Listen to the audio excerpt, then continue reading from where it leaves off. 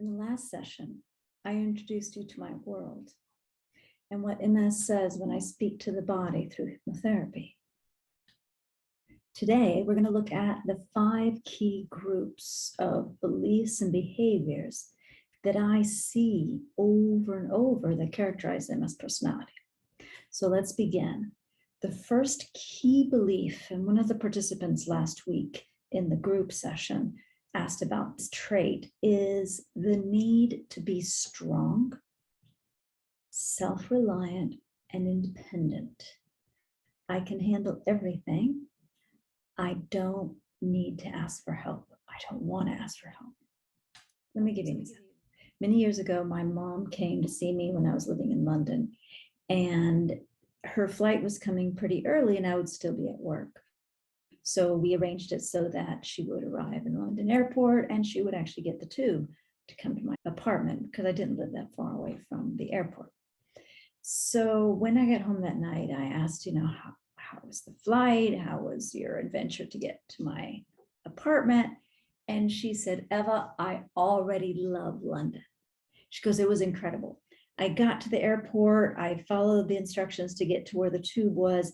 As I was getting close to the tube, I saw we had to go down some stairs. It's very deep down. And she said, I wasn't sure what I was supposed to do. So I put down my suitcase. I was looking for an elevator. And she goes, and it was like 5 seconds later, someone comes up to her and says, would you like me to take down your suitcase, ma'am? And she was like, yeah, sure. So they took it down the stairs for her. She gets to the platform of the tube and it comes in. She sees it's a little higher than the platform. And again, she's thinking, oh, how am I going to get my suitcase onto there? And as she's pondering that, she puts down her suitcase for a moment. And again, someone says, Miss, would you like me to help you get your suitcases into the tube? Yes, of course. She got into the tube. Someone got up. She was able to sit down. She said it was amazing. She says it didn't take more than 5 seconds and someone was always there attending to her. She felt like a princess. That is not the experience of my clients with MS. That is not how they would respond to someone coming up to them and offering their help. Instead, for example, one of my clients had gone to get some groceries. She had used her cart kind of like a walker. And when she got to her car, she was contemplating, how am I going to get my bags into the trunk?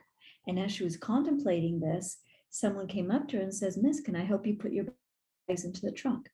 And she said, no. I've got this. I can handle this. You see, there's a difference between my mom's experience and this client, for example, and it doesn't come from this pride of, I want to be independent and strong, like, for example, a boy, the first time he learns to tie his shoe, right? I want to do it by myself. Instead, it comes from this response from a fear that you will be perceived as weaker or not enough. And that is driving the rejection of having others help you because it doesn't feel safe. Those are minor. That's a minor story, right? Small example. One of my clients, though, told me about her first big job. It was right before her first exacerbation.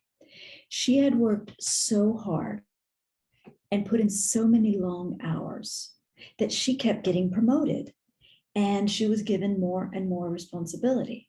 She'd actually climbed too quickly because the problem was she could not ask for help. She would not ask for instructions or, hey, I really don't know how to do this.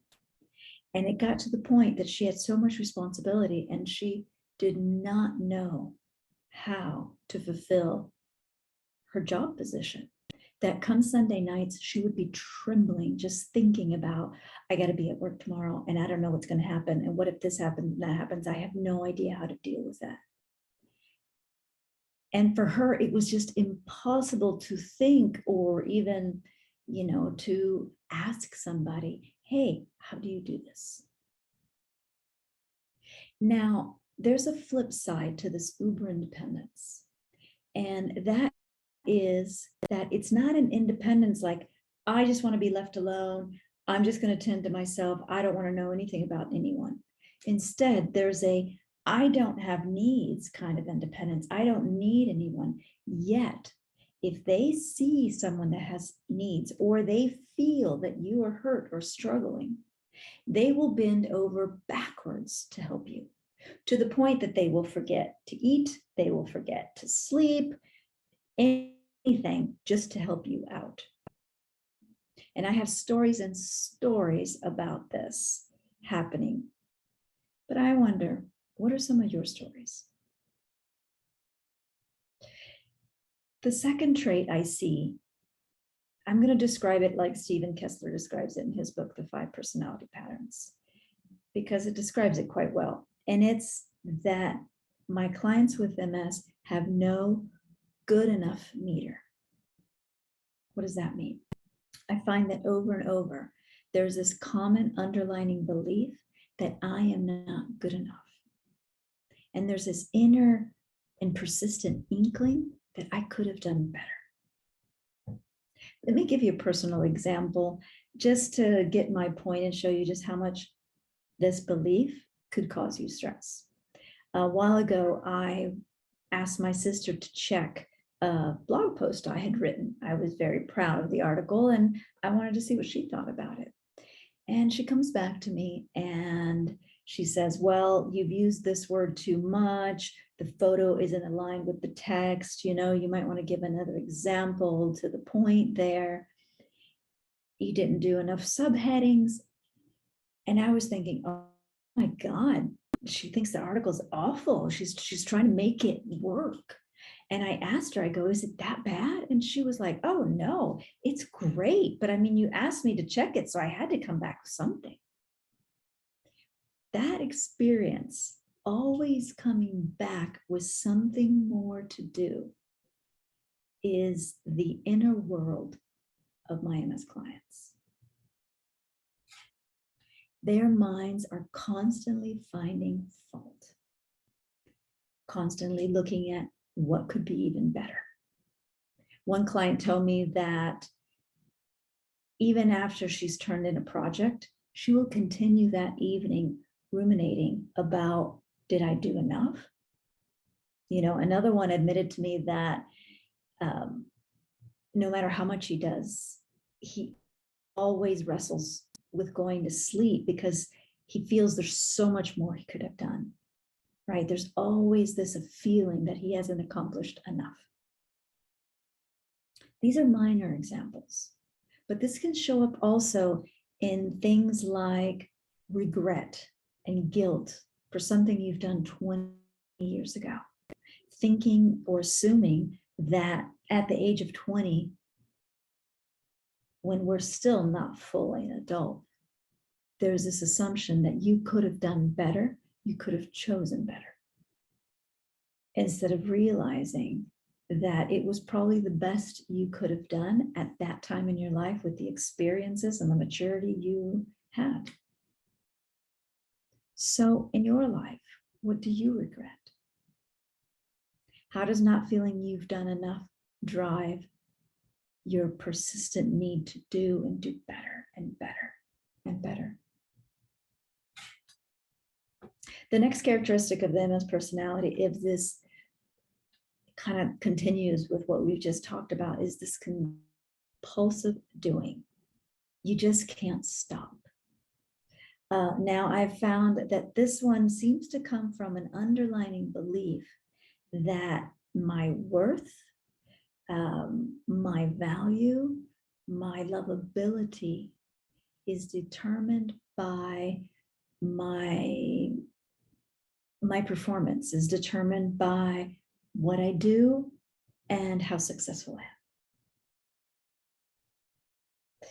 Therefore, think about this. If I do more, I have more value. If I do less or I stop doing, I have no value.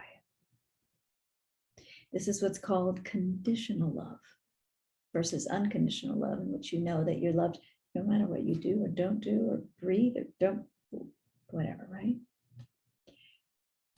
I think this belief is what's driving my clients and making them work 110% every time. I've heard this story several times that right before the first exacerbation, my clients would be working and trying so hard to remain number one in their department year after year, right? And right before the exacerbation, there was something that was making it harder. For example, an economic, downturn. And they continue to try to be number one. And even though they have this excellent reviews of years of the past, they always had this feeling that if they stopped, if they slowed down, if they had one bad year, if they looked away, that they might lose their jobs, that they would experience financial ruin, that something bad would happen. Do you feel you need to be doing all the time? What is it like for you to even think about spending an afternoon doing nothing? A new client of mine, she commented that just thinking about doing nothing one afternoon just filled her with dread. It was like, she said it was like death or like a void was coming in, just pondering that thought. Even thinking about it, just having this discussion with her, said she just wanted to jump up and go do something. How does that compulsive need to do affect your life? The fourth trait I wanted to discuss, a key also, is how you take decisions. It's what's called outer directed rather than self-directed. What do I mean by that? My clients with MS would say that they choose by what they feel is the right way or what they think others expect of them to choose. One of my clients told me that she has this inner voice that anytime she's doing something, it's constantly saying, are you sure that's the right way? Or that's the right answer? I was presenting to a new client the concept of decision making, and she was surprised when I told her that not everyone is trying to do it right. Some actually just prefer to do it their way, or the shortest way, or just the funnest way, or they just get it done and they're not even thinking about how they're doing it, they're much less doing it perfectly. Several of my clients told me that what they really wished was that someone would tell them exactly what they have to do to heal. Because there's an assumption that if I do everything right, if I eat right, if I do all the right things, that perfection equals health.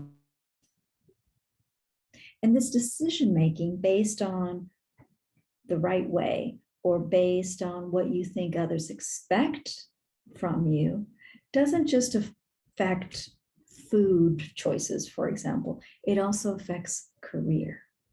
I had one client that he described to me that as a child, he was actually a natural musician. He could pick up tunes on a piano without any formal training. And yet, when he was 18, the career he chose was engineering because it makes financial sense. It's down to earth, right? Another client of mine, actually, this has happened several times, also very artistic. They chose law, of course, because you can't make money out of art. That has no value, right? And let me tell you, they really dressed the part as a lawyer, but they didn't really like law. So what's interesting is that these clients know that they don't really like their careers, but they would never base such an important decision on what they like, right? On what they're interested in, and much less on the fluffy artistic stuff. It just makes financial sense. It's safe. And now lastly but not least, it's actually probably one of the most important trait, and that is having a very harsh inner critic. And we won't go into stories because if you've been diagnosed with MS, you know exactly what I'm talking about.